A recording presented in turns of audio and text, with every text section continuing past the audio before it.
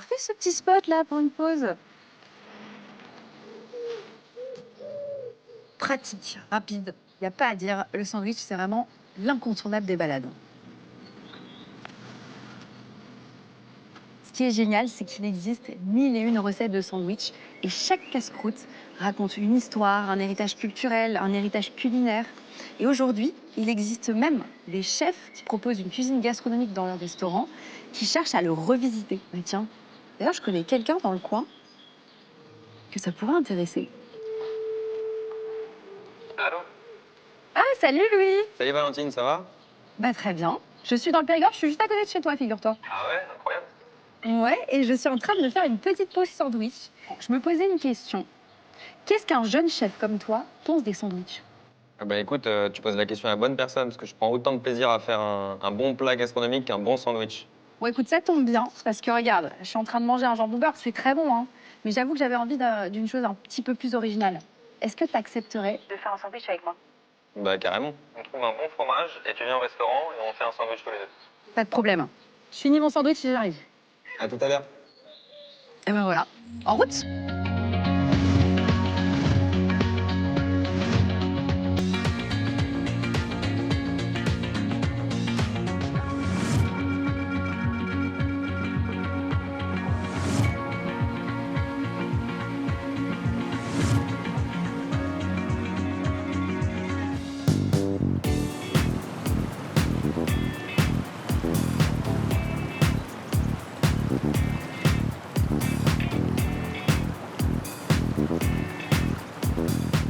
Je pense que le secret d'un bon sandwich, ça tient à une chose, de bons ingrédients.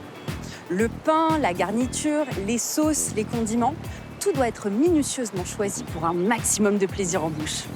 Ici en Dordogne, on a un terroir riche et très généreux, donc je ne suis pas très inquiète. Et d'ailleurs, pendant ma promenade, j'ai cru voir une chèvrerie. Là-bas, on devrait trouver de quoi garnir notre casse-croûte. Allez, en route!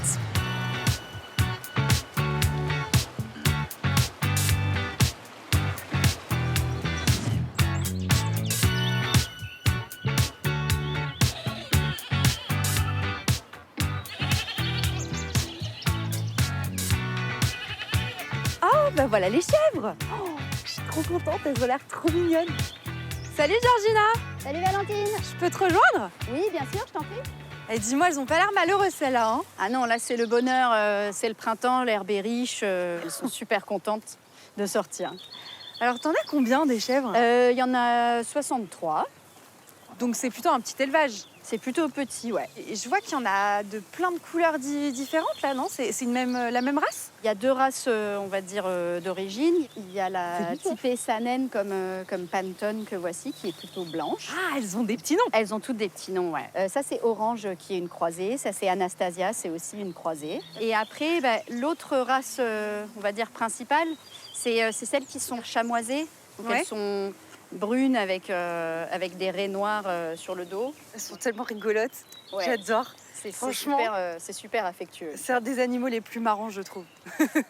Et alors, qu'est-ce qu'elles mangent? Parce que là, du coup, je vois que l'herbe, elle est super verte. Là, plein printemps, elle doit être super riche. C'est une prairie naturelle, en fait, sauvage. Il n'y a pas que de l'herbe, des graminées, il y a aussi un peu de trèfle. Elles adorent varier, quoi, les chèvres. Ça doit donner vachement de goût au lait, ça, non? Oui, je pense que le goût du lait est influencé par ce qu'elles mangent au quotidien. Alors, raconte-moi un petit peu l'histoire de cette ferme. Alors, mes parents ont acheté la ferme, ils sont arrivés d'Angleterre en 89 et ils ont acheté la ferme. Ah, Et, vous êtes originaire on- d'Angleterre? On est anglais, ouais. Ils ont installé l'élevage de chèvres. Au début, ils faisaient juste la production de lait. Et il y a eu 17 ans, ma mère a commencé à faire du fromage sur la ferme. Alors, vous faites quoi comme fromage? On fait des fromages lactiques. Et après, on fait aussi un petit peu de tome, un petit peu de style feta et un style halloumi, qu'on appelle nous le chaloumi, parce que c'est une appellation contrôlée, le halloumi. De la feta et du halloumi. Alors ça, c'est pas courant dans le Périgord. Et non, c'est sûr, c'est pas des fromages ni locaux ni même nationaux. Hein. C'est des fromages qui viennent plutôt du bassin méditerranéen. Alors, on va rappeler ce que c'est. Donc déjà, la feta, normalement, vous devez connaître. C'est un fromage grec qui est un petit peu friable. Et alors, l'halloumi, Ouais. c'est moins connu. C'est un fromage qui vient de Chypre, je crois. Exactement, ouais. Et qui a une texture plus caoutchouteuse et qui se fait griller du coup, mais qui ne fond pas. Donc c'est assez particulier. J'ai fabriqué plein de fromages dans cette émission, mais alors du halloumi, jamais. Pour avoir cette texture un peu caoutchouteuse, j'imagine que le processus de fabrication, il doit être un peu particulier, Il est un non? peu spécial, ouais, effectivement. Il y a une étape vraiment cruciale que tu vas découvrir qui est assez unique pour ce fromage-là.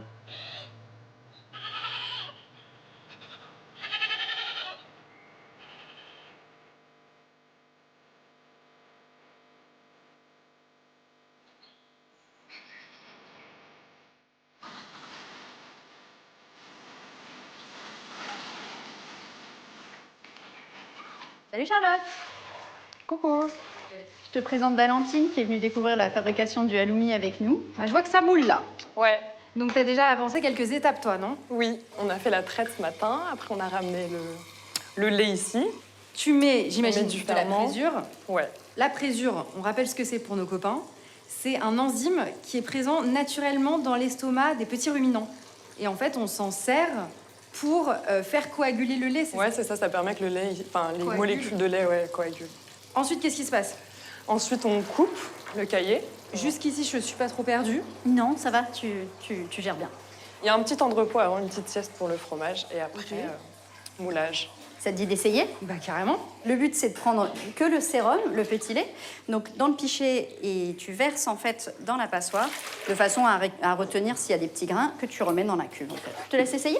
Donc le petit lait, on est d'accord que c'est ce qu'on appelle aussi le lactosérum. C'est l'eau du lait, avec effectivement, il y a des sels minéraux, et de la matière grasse aussi un petit peu. Et ça doit être plein de bonnes choses, ça, non? Ah oui, et d'ailleurs, on va te montrer ce qu'on en fait après de ce lactosérum. Ça veut dire que vous valorisez le lactosérum. Sur cette transformation, oui. On va commencer à le mouler avec le cahier. Donc je le brasse là. C'est dingue la texture là. Hein. Ouais. On dirait une grosse pâte à modeler. Tu veux mettre les mains? Alors, Je le but, veux. c'est de le casser un peu avec tes doigts, sans trop l'écraser en fait. Est-ce que tu peux me passer le pichet, s'il te plaît? Merci. Donc là, en fait, on essaye de prendre des quantités assez homogènes de cahier et de sérum. Et en fait, on verse dans les moules comme ça. Et en même temps, il faut un peu égaliser pour que ça rentre bien dans tous les angles du moule.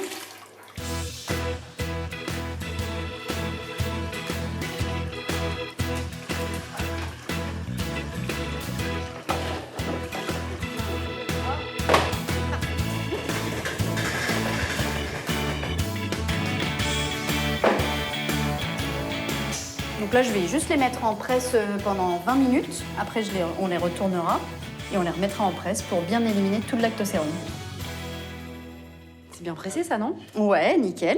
Donc là, ce qu'on va faire, c'est qu'on va les sortir de leur moule, de leur toile, et on va les couper. Alors, attends, on va faire comme ça. Voilà. Donc, tu lèves juste ça.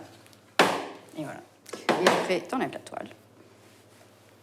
Alors, voyons la texture. Ben, c'est plus ferme. Ah ouais. Ah oui, c'est nettement plus ferme. Là, ça peut pas se casser, là? C'est encore quand même souple, hein, mais il se tient maintenant. Donc maintenant, ça fait combien de temps que vous fabriquez du challoumi, là? Ça doit faire une quinzaine d'années. Ah oui, quand même. Donc vous avez Ouais. un peu de recul. Oui, oui, après, on a amélioré la technique un peu, parce qu'on a... Il y a eu quelques ratés. Ah, il y a eu plein de ratés, ouais. C'est vrai? Ah oui. Ah, c'est vraiment technique? C'est assez précis, ouais. Donc, ça peut rater assez facilement. Et dans ce cas, ils font quand on le cuit. Bon, alors dis-moi, qu'est-ce qu'on fait maintenant? Donc maintenant, il faut qu'on les coupe en 6. Le but, c'est d'avoir un fromage qui fait quel poids? Le but, c'est qu'on ait environ 200 grammes de fromage fini, quoi. Ok. Tu veux faire les suivants? Allez. Alors, mes petits fromages. C'est bon. C'est pas mal. Tu vas pouvoir te lancer dans la fabrication de halloumi.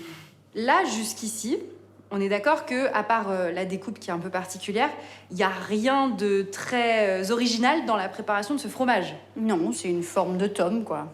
Donc, c'est à partir de maintenant qu'il va se passer un vrai truc intéressant sur Ouais, le c'est à partir de maintenant qu'il y a vraiment une étape qui fait que cette tome va devenir du halloumi. suspense. Action. Je vais ouvrir, attention, ça fait un peu à ma main.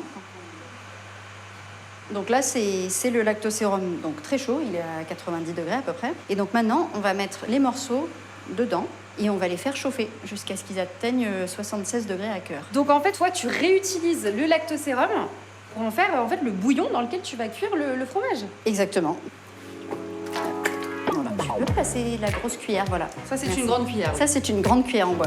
Donc, je vais juste les mettre un petit peu en mouvement pour qu'ils se répartissent bien et surtout pour que la pâle les coupe pas trop. Donc en gros, là, il y a une palle qui tourne C'est ça. pour les brasser. Ouais. On les laisse à cuire combien de temps en fait? Une vingtaine de minutes en brassant pour pas qu'ils accrochent. Et comment tu sais quand ils sont cuits? Eh bien, je vais prendre la température à cœur sur un morceau et je vais regarder à combien il est. Ok, donc à la sonde et tout, c'est minutieux Ouais. quand même. Hein. Ah oui, c'est très précis. Donc c'est grâce à ces 76 degrés qu'on va obtenir cette texture très caoutchouteuse et qui ne fond pas surtout. C'est ça, ouais. Cette élasticité, mais sans que ça fonde complètement. Je te laisse contrôler la température. Ah oui, là ça monte là. 72, 73, On est presque. 15, ah et 76. Ok, c'est bon. Super. On sort tout, on sort Allez, tout. Est-ce c'est que bon. cette bassine va nous servir à quelque chose? Cette bassine, elle va nous servir pour les refroidir. En cuisine, nous, on appelle ça une glaçante. On utilise ça pour la cuisson des légumes. On les plonge dans de l'eau glacée pour faire le choc thermique. C'est un peu le même principe, ouais. Et donc là, comme on n'y voit pas beaucoup et il fait très très chaud dans la cuve, on peut pas mettre la main pour chercher les derniers. Oui. Donc il faudrait que tu essayes de compter parce qu'on devrait en avoir 6 x 13. 78. 1, 2, 3, 4, 5, 6, 7, 8, 9, 10, 11, 12, 13. Plus 4. Je suis pas sûre de moi. 17. Oh là là là, mais attends, ça flotte, ça, 21. ça virevolte dans tous les sens, c'est pas facile à compter. 3. Normalement, c'est bon, on a tout le monde. Bon alors, qu'est-ce qu'on en fait maintenant? Donc là, en fait, on va les laisser refroidir quelques minutes. Ok. Et après, on va les mettre sur une grille, juste pour les égoutter un petit peu et finir de refroidir. Et ensuite, je les mettrai en saumure. Et qu'est-ce que ça vient apporter la saumure à ce fromage? Ça, le sale.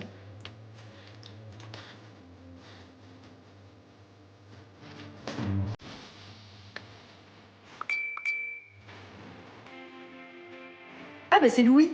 Alors, je t'explique. Louis, c'est le chef que j'ai missionné de faire un sandwich un petit peu original. Ah. Il m'a demandé de venir chercher du fromage. Et là, il me demande d'aller chercher du pain.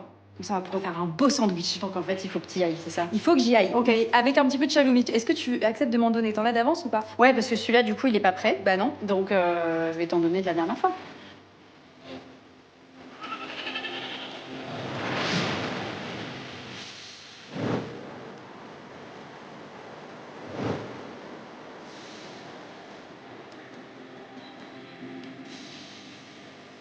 Bonjour Cédric. Bonjour, Je viens récupérer la commande de Louis, c'est ce que je vois là. c'est ça. Le Alors pain c'est sandwich. quoi exactement? C'est un pain de mie un peu? C'est vraiment un pain très atypique en fait. C'est pas du pain de mie, c'est pas de la brioche. Donc c'est un pain qui est très moelleux, Ça a très l'air, intéressant. Donc assez protéiné parce qu'il y a beaucoup d'œufs dedans.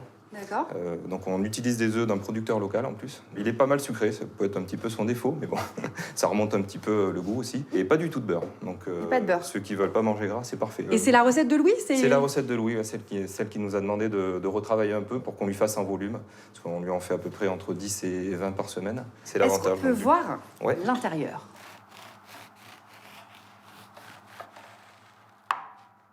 Ah oui, je m'attendais à un rendu encore plus jaune.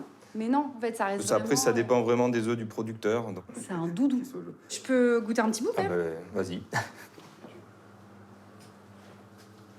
C'est marrant parce que c'est pas le sucre qui me Non. marque moi. Hein. Jamais. Tu sais à quoi ça me fait penser? Au sando japonais. C'est un pain de mie assez aérien. Et c'est vrai qu'on s'en approche pas mal. Hein. Oui, tout à fait, ouais. C'est magnifique. Hein. On a le fromage, on a un pain magnifique. On va faire un beau sandwich. Merci beaucoup, Cédric.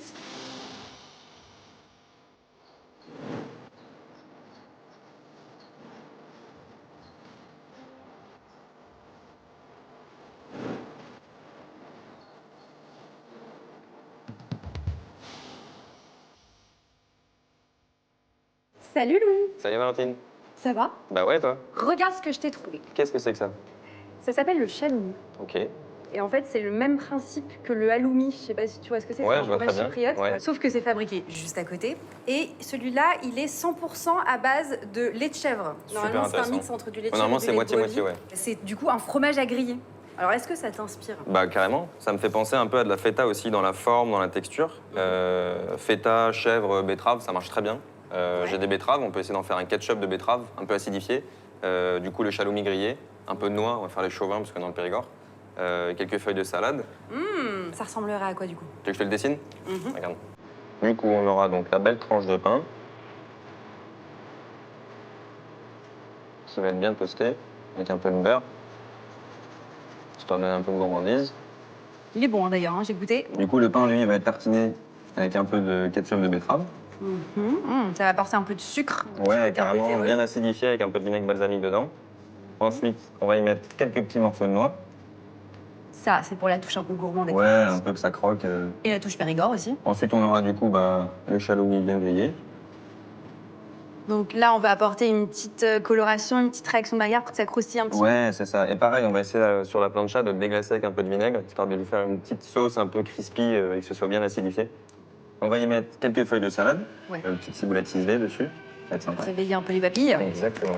Et après, on referme avec la deuxième tranche de pain et la sauce betterave de l'autre côté. Allez, je te rejoins et on y va. Allez. Pour réaliser ce sandwich qui sent bon le Périgord, il faut avoir sous la main 4 tranches de pain, notre chaloumi évidemment, ou tout autre fromage type halloumi, des betteraves cuites, du vinaigre balsamique, de l'huile de noix, des cerneaux de noix, de la ciboulette et des feuilles de salade bien croquantes. Alors on commence par quoi? Eh bien, on va commencer par le ketchup de betterave. Donc, on va les mettre dans la cuve directement. Allez où la betterave? Ça va être beau ça va apporter de la couleur. Attention les oreilles.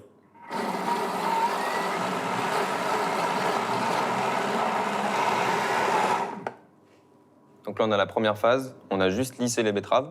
Ok. Et maintenant, on va mettre nos assaisonnements. Alors on y va, sel. Allez, fleur de sel. Ensuite, le vinaigre balsamique. Ça va venir casser un peu le sucre. Exactement. Et ça a amené ce truc un peu fraîcheur et acidulé qui est pas mal.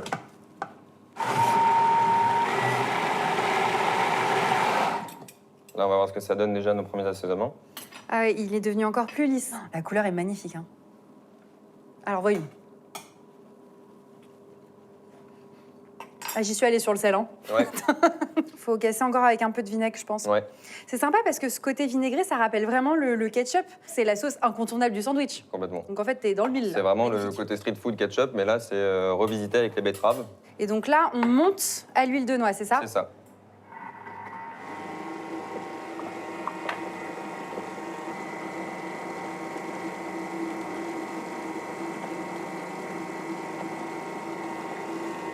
On goûte? Ouais, On sent bien la noix. c'est hyper bon. Donc là, on a une bonne sauce, on a une bonne base. Maintenant, on va le mettre en poche. Tu poches et après tu pipettes. Ouais, C'est ça. pour que ce soit plus simple, je mets dans la poche. Et ensuite, comme ça, je peux l'insérer dans la pipette sans en mettre partout. Allez, zou. La pipette. Et donc ça, on garde au frais. Deuxième étape. Torréfaction des noix. Ok. On va leur donner un petit coup de chaud et un petit arôme grillé à la poêle directement. À blanc, À sans blanc, rien. sans rien. Et on tapisse juste le fond, on n'en met pas trop, sinon celles du dessus vont pas bien colorer. Contrôle qualité. Bah oui, Ok. c'est bon, c'est bien de la noix du Périgord. Et là, toujours remuer de manière régulière, parce que si on les laisse tranquilles, eh ben, en fait, elles vont brûler en dessous et on va pas avoir une coloration Ouais, bah oui. uniforme.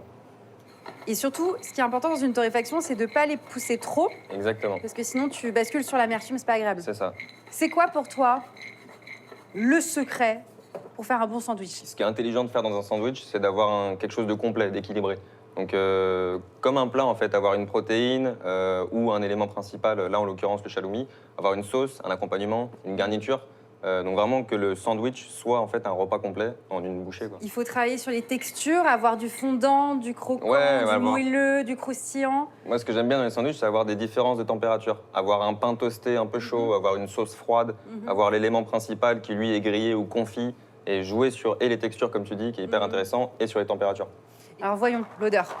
Et là, normalement, tu devrais avoir cet arôme de noix caramélisées, de pain grillé presque.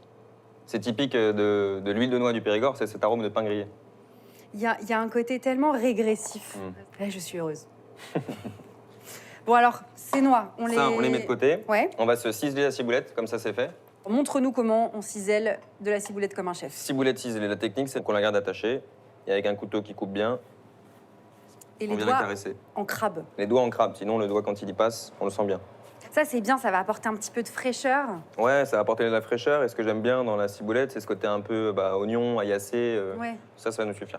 Maintenant, Un des autres trucs importants auxquels moi je porte beaucoup d'intérêt sur le sandwich, c'est la tranche de pain. Nous, on le taille à la machine à trancher directement, donc Ouais. c'est réglé à 1,5 cm, c'est plus simple, mais là, on va le faire à la main. Donc 1,5 cm, tu dis. Ouais, Et ça va jouer sur le moelleux, la texture. Tu vas avoir un côté très croustillant et un côté super moelleux, c'est en ça? fait, tu vas voir, je vais te montrer, le pain, on va le toaster, mais les deux tranches, on va les assembler pour les toaster uniquement de chaque face. Le milieu va pas être, va Pour pas être garder grillé. le moelleux. Pour garder le moelleux, Et l'humidité. l'humidité, et surtout Mm. pour éviter que la garniture au milieu ne glisse. Parce que quand tu as deux tranches grillées de chaque côté, ça glisse. Alors que là, vu que c'est pas grillé, le moelleux va accrocher à la garniture et nous permettre que quand on le mange, t'es pas la feuille de salade qui s'en aille, t'es pas le morceau de fromage qui dégouline, Mhm. tout reste dedans. C'est malin, ça, dis donc. Il est magnifique, ce pain. hein. Je te laisse en tailler deux autres. Alors, attends. Là, je pense que je suis pas mal. Alors là, on est à 1,5 tout pile en haut, Alors, tu vois, et en bas, 2. 2. Ouais. Ouais, il a bien mangé. Non, tu peux- Vu Ok. qu'il est toasté que d'un côté, on veut le manger chaud, donc Oui. on le toast juste avant d'assembler le sandwich. D'accord. Là, on va s'occuper du challoumi. J'ai hâte de voir ce que ça donne. Donc là, on va le couper en tranches. Et le sandwich, c'est un terrain d'expression de fou pour un chef, non? Bah, on peut s'amuser à faire plein de trucs différents. hein. C'est un puits sans fond en fait d'idées les sandwichs. Je m'amuse tout autant à réfléchir, faire et manger un sandwich qu'avec un plat au restaurant. Donc là, ça, on met à griller. voilà, on va déposer les tranches de challoumi directement dessus. Et on va voir comment elles réagissent. Oui, parce que là, c'est un peu la découverte, là. Ah bah là, ça va être le test. Hein. Là, tu vois, Et- déjà au toucher, on sent que ça commence à se ramollir. Hein. Ah ouais. On peut poivrer Oui. un peu dessus, non? Oui. Vas-y. Bonne idée. Allez. Attention, vapeur de poivre, ça va piquer le nez. Ah, c'est dingue, regarde la texture, c'est redevenu hyper moelleux. Ah oui, voilà. Là, on C'est est ça bien. qu'on Là. veut obtenir. Celui-ci, hop, de côté. Là, on cuisine vraiment à la sensation, au toucher. Ce qui est marrant, c'est que ce fromage, qui est de base fabriqué à Chypre, Ouais. il est produit dans le coin. Le terroir de Dordogne regorge de producteurs de dingue et de manières de faire hyper singulières, hyper atypiques. Et je suis trop content d'avoir un producteur comme ça qui en fait à côté. Là, on a tous nos éléments, on est bien. On a là. tous nos éléments, on n'est on pas est loin de la prêt. vérité. On est prêt à toaster notre pain. Exactement. Et moi, pour le toaster, j'ai un instrument un peu spécial. On appelle ça la roulette à beurre. En fait, c'est une petite roulette qui nous permet de tartiner notre pain de manière complètement homogène avec du beurre ou de l'huile. Là, en l'occurrence, c'est du beurre. C'est génial. C'est un gain de temps, mais génial. trop Alors, bien. ça fonctionne comment? En gros, tu prends ta tranche de pain Ouais. et tu vas venir juste le rouler. Tu fais plusieurs allers-retours, comme ça la roulette qui est imbibée de beurre tourne. Et tu vois, tu as ton beurre. Ah partout. ouais, en et plus, plus t'en t'appuies, mets pas trop. voilà, plus t'appuies, plus ça pompe. Donc le pain va s'imbiber de beurre à chaque fois, quoi. Et je te laisse faire la deuxième. Ouais. Là, tu peux vraiment mesurer la quantité de beurre C'est que ça. tu mets, quoi. Nickel. Hop. Et donc là, on va les laisser fermer. Et on va toaster uniquement les parties où on a mis le beurre. Ça va à une vitesse, ta plancha, là. C'est dingue. Ouais, c'est super. Donc là, il faut bien le tourner régulièrement. Et tu vois, Ce bruit qu'on aime tant. là, on a une belle croûte de pain. On est d'accord que le dressage, c'est tout aussi important dans un sandwich que dans un plat au restaurant, non? Complètement. Si c'est mal assemblé, ça va pas être équilibré quand on le mange. Et puis ça risque de se barrer dans tous les sens. L'idée, c'est de le faire le plus joli possible. On a des bons produits, on a un bon sandwich, donc autant faire beau aussi. Et donc là, on va mettre le ketchup de betterave des deux côtés. Tu vas faire des petits stries comme ça, Ouais. histoire qu'il y en ait un peu partout. Au top. Ensuite, on va se mettre un peu de feuilles de salade. Je vais les couper grossièrement pour pas que ce soit compliqué à manger. Salade sur un côté, un beau tapis bien dodu. Là, on va pouvoir se mettre la ciboulette, la noix. Hop, voilà. Maintenant, on va se mettre 4 tranches de challoumi.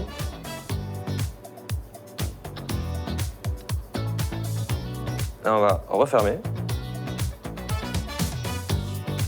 Voilà, on va presser un petit peu pour que ça adhère. Et ensuite, là, on va passer à la découpe. Et alors là, Voyons l'intérieur. Attention, attention, attention. Waouh. C'est magnifique. Bon, on va goûter ça? on va goûter ça. Allez, go. Miam miam.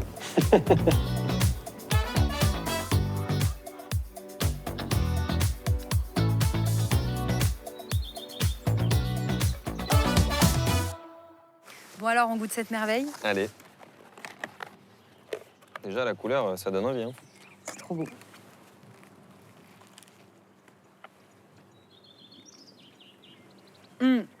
Pari réussi. Il n'y a rien qui part. T'as vu? Ça se tient vachement bien. C'est croustillant au-dessus.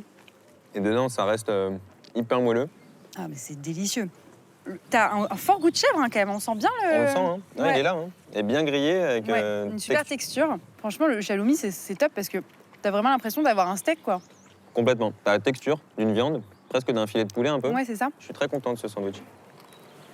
Avec 2 tranches de pain, tu peux faire un truc hyper original, hyper joli, hyper coloré. Et puis c'est relativement complet. Hein. Parce que tu vois, t'as le pain, t'as la protéine, il y a le végétal avec la salade, avec la ciboulette. Franchement, je me régale. C'est trop bon.